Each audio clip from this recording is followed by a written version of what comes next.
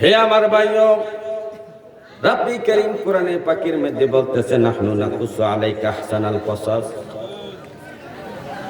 হে আমার হাবিব, আমি আপনার কাছে যে ঘটনা কিচ্ছাগুলা বর্ণনা করতেছি, যে গল্পগুলো আপনার কাছে বর্ণনা করতেছি, এগুলো হলো উত্তম ঘটনা, উত্তম কিচ্ছা, উত্তম গল্প, শ্রেষ্ঠ গল্প। আমি আপনার কাছে যে সূরা বাকারা দিয়া গরুর ঘটনা বর্ণনা করলাম, সূরা ফিল দিয়া হাতির ঘটনা বর্ণনা করলাম, সূরা আল ইমরান দিয়া মরিয়মের আহলে আওলাদের তার ফ্যামিলির ঘটনা বর্ণনা করলাম, আসহাবে কাফের ঘটনা বর্ণনা করলাম, মুসা আলাইহিস সালামের ঘটনা বর্ণনা করলাম, ঈসা আলাইহিস সালামের ঘটনা বর্ণনা করলাম, হযরত ইউসুফ আলাইহিস সালামের ঘটনা আপনার কাছে বর্ণনা করছি। এগুলো আহসান ঘটনা,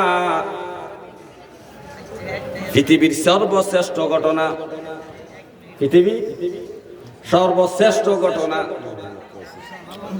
এই ঘটনাগুলা বর্ণনা করেছেন একমাত্র আপনার আমার শিক্ষার জন্য, আপনার আমার হেদায়েতের জন্য। তাহলে কোরআনের মধ্যে এই ঘটনা তোলার কোনো দরকার নাই। তো আল্লাহ বলতেছে, হে আমার হাবিব, নাহনু নাকুসু আলাইকা আহসানাল কসাস, আমি যে আপনার কাছে কোরআনের মাধ্যমে, এই ওহীর মাধ্যমে কোরআন দিয়া যে ঘটনাগুলো বর্ণনা করছি, এগুলো উত্তম ঘটনা, শ্রেষ্ঠ ঘটনা। তাহলে এক নম্বর হলো কোরআনের ঘটনা, শ্রেষ্ঠ ঘটনা।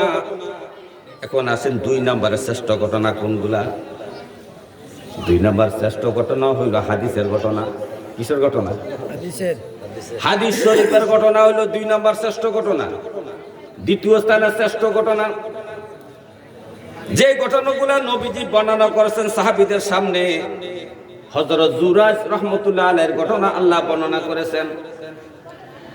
কিফিল নামক একজন জালিম ব্যক্তি, উনি সর্বশেষে আল্লাহর ওলি হইয়া মৃত্যুবরণ করেছেন। কিফিল রাহমাতুল্লাহ আলাইহির ঘটনা নবীজি হাদিসের মধ্যে বর্ণনা করেছেন। এভাবে শত শত ঘটনা আল্লাহর নবী হাদিসের মধ্যে বর্ণনা করেছেন। বনি ইসরাইলের এবং সাহাবায়ে কেরামের ঘটনা আছে, এবং নবীজির হায়াতে জিন্দেগির অনেক হাজার হাজার হাজার হাজার ঘটনা বর্ণনা করেন হাদিসের মধ্যে আছে। এই হাদিসের বর্ণনাকৃত ঘটনা হলো দ্বিতীয় প্রকারের শ্রেষ্ঠ কাহিনী। দ্বিতীয় প্রকারের শ্রেষ্ঠ কাহিনী। এবার আছেন 3 নম্বর পর্যায়ের ঘটনা কোনগুলা?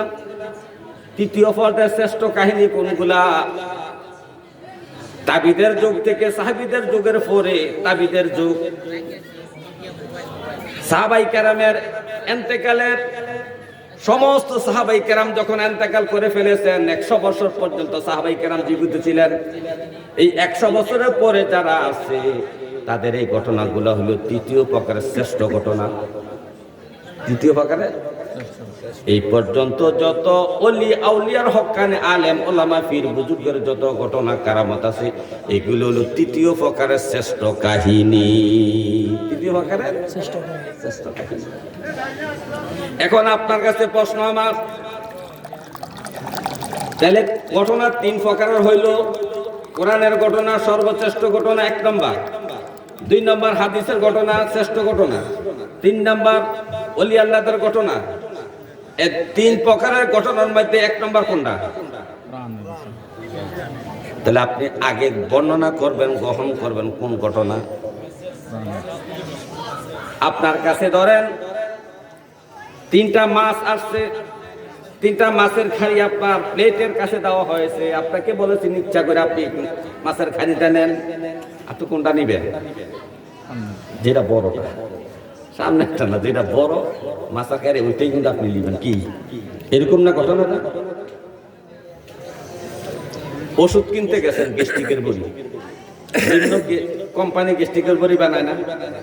তো যেই কোম্পানির বড়িটা দাম বেশি এবং আপনি মনে করেন ডাক্তার বলছে এটা ভালো কোম্পানি, ভালো কোম্পানি এরকম অ্যাডভার্টাইজ করতেছে, আপনি মনে করতেছেন ওইটাই ভালো কোম্পানি, ওই বড়িটি আপনি কিনেন। কি বলেন?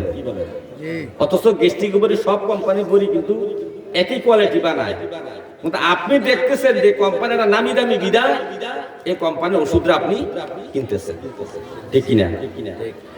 এই 3 প্রকারের ঘটনার মধ্যে আপনি কোন প্রকারের ঘটনা আগে বর্ণনা করবেন, শুনবেন, আমল করবেন? কোনটা? কোরআনের ঘটনা।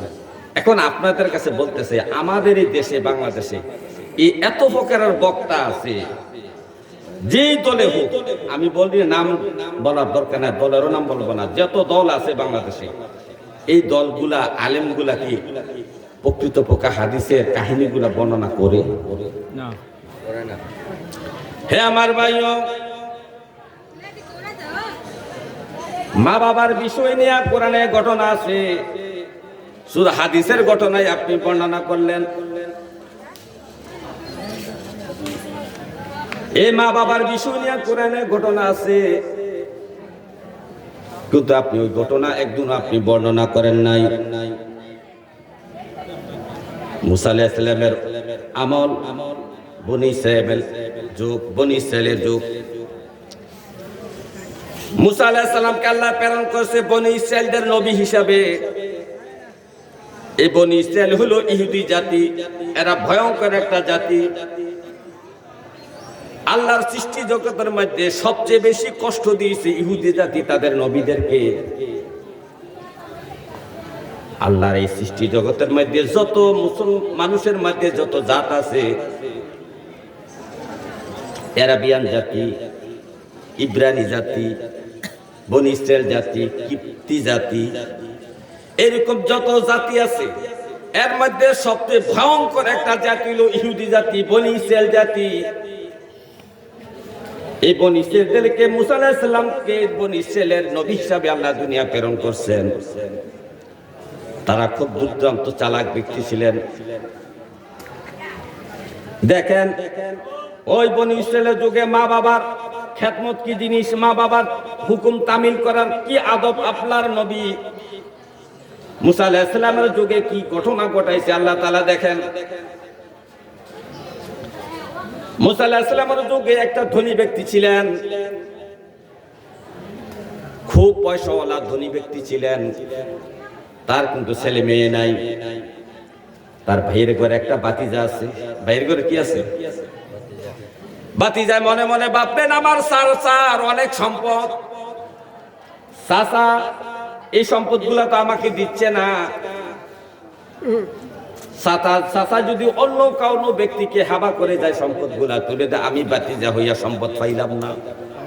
চাচা ইচ্ছা করলে আর কোনো দিয়ে দিতে পারে না? চাচা সম্পদ যাকে মনে হচ্ছে তাকে তো দিতে পারে। এখন এই বাতিজা মনে মনে ভাবতেছে, চাচা যদি জীবিত থাকা অবস্থায় অন্য মানুষকে জায়গা জমি গুলা দিয়া লাই, সম্পদ গুলা দিয়া লাই, তুলে দেয়, আমি কিছু পাইলাম না। এখন একটা কাজ করি, চাচা এই সম্পদ বন্টন করার আগে আমি চাচাকে মাইরা ফেলাম, মাইরা অন্যের কাঁধে দোষ চাপাইয়া দেবো, আর সম্পদের ভাগিদার আমি হইয়া যাবো। কারণ বাতিজা হিসেবে সম্পদ আমি পাও না। বাতিজা হিসেবে চাচা তো কাকে সম্পদ দিয়া যায় নাই। যে কথা সেই কাজ। একদিন গভীর রাত্রে তার চাচাকে সে হত্যা করলো। হত্যা করে এই লাশটাকে কাঁধে নিয়ে অন্য একটা পল্লী এলাকার বাড়ির সামনে লাশটা ফালাইয়া চলে আসলো। আসার পরে সকালবেলা মানুষ যখন মরা লাশ দেখলেন, সবাই হাই হুতাশ করলেন, না অমুক গ্রামের ধনী ব্যক্তি, এর লাশ কেন এই জায়গায় আসলো? ওই যে বাতিজা মাসে, বাতিজা সকালে খবর পাইয়া ওটা, এটা তার অভিনয় দূরে ওই জায়গায় বলতেছে, হায় হায় আমার চাচাকে কে মারলো? আমার চাচা কত ধনী লোক ছিলেন, কি দরকার ছিল আমার চাচাকে হত্যা করা? আমার চাচার সম্পদ লাগবে, আমার চাচা কইতো, আমার চাচার সম্পদ দিত, তারপরে কেন আমার চাচাকে হত্যা করা হলো? এখন এই বাতিজা নবী মুসা আলাইহিস সালামের দরবারে হাজির হয়েছে। কারণ মুসা আলাইহিস সালাম তখন খুব ক্ষমতাশীল ব্যক্তি ছিলেন, আল্লাহর নবী। এর আগে কিন্তু ফেরাউন ধ্বংস করা হয়েছে। ফেরাউন তো নীল দরিয়ার মধ্যে ডুবে মারা গেছে। ফেরাউনের মৃত্যুর পরে কিন্তু মুসা নবী ওই বিশ্বরের মধ্যে সবচেয়ে ক্ষমতাশীল ব্যক্তি। এবং আল্লাহর নবী মুসা নবীর কাছে যায় বলতেছে, এগো আল্লাহর নবী, আমার চাচাকে কে মারছে এটা বিচার করেন। এবং এই গ্রামের মানুষ সবাই জিয়া বলতেছে, আমাদের ধনী ব্যক্তি খুব ভালো মানুষ, তাকে কে হত্যা করছে? মুসা নবী, আপনি একটা নবী, আপনি এটা বিচার করে দেন। মুসা নবী জামালায় পড়লেন, আল্লাহ তাআলার কাছে প্রশ্ন করে, রব্বে করিম, এই দুষ্ট মানুষগুলো আমার কাছে এইভাবে বিচার চাইতে আছে, আমি তো বুঝতেছি না। আপনি আমাকে একটা সিস্টেম বাতলাইয়া দেন, একটা পথ দেখাই দেন, কিভাবে আমি বিচারটা করতে পারি। তখন মুসা নবী আল্লাহর কাছে যখন আবদার করেন, আল্লাহ বললেন, হে আমার বন্ধু মুসা, তুমি তাদেরকে বলো একটা গাভী জবাই করে গাভীর একটা রান দিয়া এই লাশটাকে আঘাত করার জন্য। তাহলে লাশটা জিন্দা হইয়া উঠিয়া তার খুনির নাম বলে দিবে, কে তাকে খুন করছে। এই কথা যখন ওই গ্রামের মানুষগুলোর কাছে, বনি ইসরায়েলের মানুষদের কাছে বললো, মানুষগুলা হাসাহাসি শুরু করলো। আর এটা কেমন ঘটনা, মরা মানুষ বলে বস্তু দিয়া গরু রান দিয়া বাড়ি দিলে মরা মানুষ জিন্দা হইয়া কথা বলবে, এটা কেমন কথা? এটা তো আমাদের বিশ্বাস হয় না। এখন মুসা নবী তাদেরকে আশ্বস্ত করলেন, আমার আল্লাহ বলছে, যে আল্লাহ আসমান জমিন চন্দ্র সূর্য গ্রহ নক্ষত্র পূর্ব পশ্চিম উত্তর দক্ষিণ সব কিছু যে আল্লাহ সৃষ্টি করছেন, হায়াত মত সৃষ্টি করছেন যে আল্লাহ, ওই আল্লাহ বলছে এইভাবে করার জন্য তোমরা এইভাবে করো। ডাক্তাররা সিদ্ধান্ত নিলেন, আচ্ছা ঠিক আছে, গরু জবাই করে গরুর গোশত দিয়ে ভেবে তাকে আঘাত করব। তবে তারা অতি বাড়াবাড়ি শুরু করলো, মুসা গো, আপনার আল্লাহকে প্রশ্ন করেন কোন ধরনের গরু জবাই করতে হবে, এটা কালা না সাদা, এটা বুড়া না জুয়ান, এটা কোন কোয়ালিটির হবে একটু বর্ণনা করেন। আল্লাহ কিন্তু সর্বপ্রথম বলছিল একটা গরু জবাই করলেই হবে, এটা কালো বলে নাই, সাদাও বলে নাই, সুন্দরও বলে নাই, বেশ সুন্দরও বলে নাই, বয়স্ক বলে নাই এবং কম বয়স্ক বলে নাই, এমন কোনো কথা বলে নাই, একটু গরু জবাই করার জন্য বলা হয়েছে। কিন্তু তারা অতি বাড়াবাড়ি করতে করতে করতে করতে এমন এক পর্যায়ে নিয়েছে, আল্লাহ তাআলাকে মুসা নবীকে যখন তারা বিরক্ত করা শুরু করেছে, আল্লাহ তাআলা এত রাগান্বিত হয়েছেন, রাগান্বিত হয়ে বললেন, এটা এমন একটা গরু হবে, না কালা না সাদা না লাল, তিন রঙের মিশ্রণে এমন একটা কালার গরু হইতে হবে, যে গরুটা কৃষিখাতের মধ্যে ব্যবহার হয় নাই, এবং যে গরুটা হাজার হাজার লক্ষ লক্ষ গরুর মধ্যে এই গরুটা সবচেয়ে বেশি সুন্দর হবে, সবচেয়ে বেশি শক্তিশালী হবে, এমন একটা গরু জবাই করতে হবে। গাছ লাগাইছি না এবার, আগে এত কথা না বলে গরু জবাই করলে হইতো, ঠিক নেই? কারণ ইহুদি জাতি বাড়াবাড়ি করার মধ্যে আছে, কি আছে? আজকে ইহুদি জাতি দেখা না, ইসরায়েলি ফিলিস্তিনের কি বাড়াবাড়ি করতেছে, এটার কাজ নেই বাড়াবাড়ি করা, এটার কাজ কি বেশি বাড়াবাড়ি করা, অযথা কাজের মধ্যে তার নাক গলা। হে আমার ভাইও, যখন এই কথা বললেন যে গরুটা সাদাও হবে না, কালাও হবে না, হলুদও হবে না, লালও হবে না, সব রঙের মিশ্রণে এমন একটা কালার হবে যেটা সমস্ত এলাকার মধ্যে সর্বশ্রেষ্ঠ একটা কালার গরু হবে, যেটা জুয়ানো হবে না, বুড়াও হবে না, হাল চাষের উপযুক্ত হবে না, হাল চাষ করা ব্যবহার করা গরু হবে না, সর্বদিক থেকে উৎকৃষ্ট একটা গরু ব্যবহার করতে হবে। তখন তারা প্রশ্ন করলেন, মুসা নবী, এমন গরু আমরা কোথায় পাবো? তখন মুসা নবী বলেন, ওই এলাকার মধ্যে চলে যাও, একটা গরু আছে, ওই এলাকার কার কাছে গরুটা আছে? একজন মার ভক্তওয়ালা আল্লাহর ওলির কাছে একটা গরু আছে, মায়ের ভক্ত এমন একটা যুবকের কাছে গরুটা আছে, ওই গরুটা নিয়ে যুবকেরা যদি তার পেছনে রান দিয়া এই লাশটার মধ্যে আঘাত করে লাশটা জিন্দা হইয়া বলে দিবে কে তাকে হত্যা করেছে। সুবহানাল্লাহ। তারা ওই গ্রামে চলে গেলেন। ওই গ্রামে ওই যে যুবক ছেলেটা খুব ভালো একটা ছেলে, আল্লাহর ওলি, তার আব্বাও ভালো মানুষ ছিলেন। তার আব্বা ইন্তেকালের আগে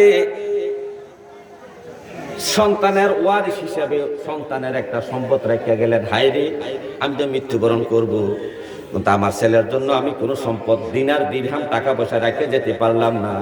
আল্লাহর কাছে মুনাজাত করে বলে, আল্লাহ আমার একটা গরু আছে, আমার এই গরুটাকে তোমার নামে আমার সন্তানের জন্য ছেড়ে দিলাম, আমার সন্তানটা যেদিন বড় হইবে ওই দিন আমার সন্তানটাকে গরুটা ফেরত দিও। গরুটা ফেরত দিতে বলছে। আল্লাহ কয়ে, আমার ওলি, আপনি যে আপনার সন্তানের জন্য দোয়া করছেন আমি দোয়া কবুল করলাম। দোয়া, মা বাবার দোয়া সন্তানের প্রতি 100% কবুল। মা বাবা দোয়া করছে সন্তানের জন্য, আল্লাহকে আমি দোয়া কবুল করলাম। আল্লাহ গরুটা নিয়ে ক্ষুদ্রতে ভাবে এক জায়গায় এটা গোপন অবস্থায় লালন পালন করতেছে। ওই ছেলেটা যখন বড় হইলো, ছেলেটার মা জীবিত আছে, বাবা তো মৃত্যুবরণ করছে। এখন মা বলতেছে, বাবা তুমি এখন যৌবন বয়স হয়েছে, তুমি যুবক হয়েছ, তোমার আব্বা তোমার জন্য একটা গরু আমানত রেখে গেছে পাহাড়ি এলাকায়, ওই জায়গা দিয়ে তুমি গরুটাকে ডাক দিবা, দেখবা গরুটা তোমার কাছে চলে আসবে। আর এই গরুটা নিয়ে বাজারে বিক্রি করবা, বিক্রি করলে টাকা পয়সা দিয়ে তুমি সংসার চালাতে পারবে, ব্যবসা বাণিজ্য করতে পারবে, আয় উন্নতি করতে পারবে। এখন এই ছেলেটা ওই পাহাড়ি এলাকায় চলে গেলেন, যে ডাক দিলেন, আল্লাহ আমার আব্বাই আমার জন্য যে আমানত রাখছে আপনার কাছে, মেহেরবানি করে আমার আব্বার আমানতটা আমাকে দেন। সাথে সাথে পাহাড় থেকে গরুটা নেমে চলে আসলো। এই গরুটা নিয়ে বাড়িতে চলে আসলেন। ওই যে যারা গরু বিশ্রাইতেছে, সুন্দর একটা গরু, যে গরু জব কইরা ওই মরা মানুষের গায়ে মেঁধে ফিরে দিবি বস্তু দিয়া, কি দিয়া, তারা গরু বিশ্রাইতেছে। তারা পর পর খবর পাইলেন, অমুক গ্রামে অমুকের কাছে সুন্দর একটা গরু আছে, এমন গরু আর জগতে হয় না, এমন গরু আর। হে আমার ভাই, তারা দৌড়ে চলে গেলেন বাজারে, যাই দেখেন ঠিকই গরুটা আছে। এখন মার কাছে গরু নিয়ে বাজারে আসার সময় মাকে জিজ্ঞাসা করছে, মা কত টাকা গরু বিক্রি করব? মা বলতেছে, বাবারে 3 দিরহাম হইলে গরুটা বিক্রি করবা, তবে গরুর দরদাম ঠিক করি আমার কাছে আবার জিজ্ঞাসা কইরা যাইবা গরুটা বিক্রি করবা কিনা। গরুটা নিয়ে বাজারে গেছেন। আল্লাহ তাআলা ফেরেশতার আকৃতি, ফেরেশতাকে মানুষের আকৃতি দিয়া বাজারে পাঠাইলেন। ওই ফেরেশতা যে গরু ওয়ালা যুবকটাকে বলতেছে, তোমার গরু বিক্রি করবা নি, কত করবো, কত টাকা? বলে মায় বলছে 3 টাকা। তখন ফেরেশতা বলে, ঠিক আছে 3